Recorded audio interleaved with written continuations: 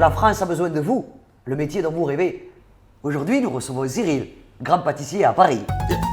Pigalle, à l'angle de la rue des Martyrs et du boulevard de Clichy. Regardez-moi. Alors d'abord, bonjour Cyril. À la Château en sucre, ouvert du lundi au dimanche de 7h à 21h et retrouvez-nous sur Facebook. Ça y est, on a compris, Cyril. Hein. Alors, dites-moi, comment êtes-vous devenu pâtissier? C'est quand même le plus beau métier du monde.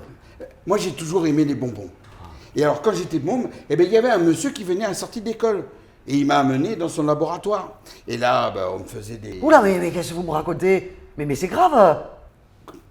Ah non, c'est pas du tout ce que vous pensez, non. Il était pâtissier, il pouvait plus payer ses charges, alors il embauchait les mômes du quartier. Bouh, vous m'avez fait peur. Non, oh, on rigolait, ça, on jouait avec la farine et tout. Et puis c'est lui qui m'a appris à faire mes premiers flancs. Oh, mais quelle belle histoire. Dites-moi, en quelques mots, en quoi consiste le métier de pâtissier? C'est con comme question, là, je suis pâtissier, je fais des gâteaux. Mais mon Dieu, qu'il est drôle. Mais dites-nous-en un peu plus.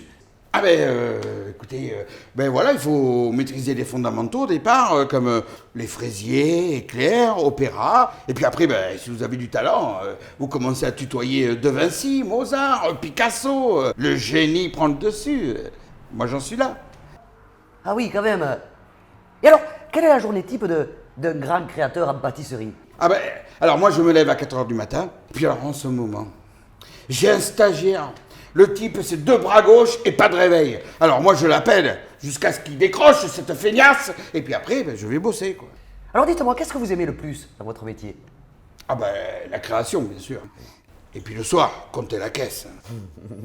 Et alors, qu'est-ce que vous aimez le moins? Les services d'hygiène, l'URSSAF, le RSI, le centre des impôts du boulevard Rochechouart. Et cette feignasse de stagiaire, je me demande pourquoi j'ai pris un con pareil. Ah, d'ailleurs, il y a un tweet qui s'affiche en bas de notre écran de Meunier Tudor. Gros, est-ce que t'as un plan pour le casting du meilleur pâtissier? Hashtag mon moulin pas trop vite. Espèce de feignasse de merde. Je t'en foutrais, moi, des connards de la télé-réalité, là. Oula, écoutez Cyril, on va quand même reprendre dans le calme. Hein. Alors dites-moi, quelle formation pour être un grand pâtissier? CAP, BEP, Bac Pro. Bon, maintenant, faut pas se mentir. Hein.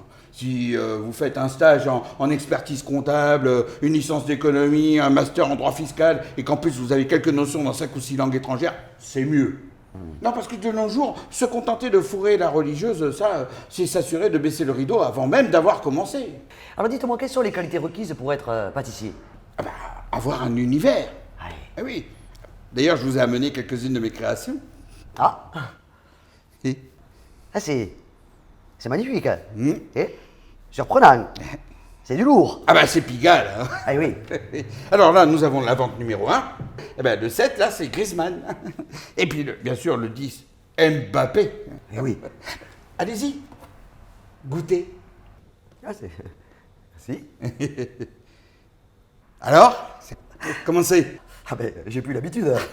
Ah, c'est original, c'est... Et ça marche. Je vais vous dire, après avoir payé l'URSSAF, les frais bancaires, les impôts, attends, voilà. Moi, c'est plus que le gland pour pleurer.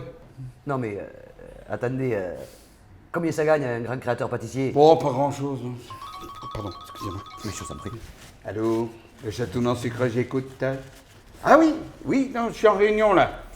Oui, tout à fait, ça part demain matin. Oui, je vous ai mis 200 vulves caramel, 200 chocolats blancs et un assortiment de 400 biroutes à toutes les tailles. Voilà. Dites, pour la facture, je vous ai mis juste 200 pièces et puis pour le reste, on fait comme d'habitude. Ouais. D'accord. Voilà. Allez, les amitiés, monsieur. Ça va? Pardon. Ça va? On vous dérange pas? C'est beau, un artisan investi et réactif. Je vous invite tous à réagir sur notre compte Twitter avec le hashtag pas besoin de traverser la rue pour trouver un bon job. Anne-Sophie est là. Et la Château en sucre sur Facebook. Ça y est, hein? Vous l'avez placé, hein? Eh bien, bonsoir chers abonnés, et n'oubliez pas, la France a besoin de vous.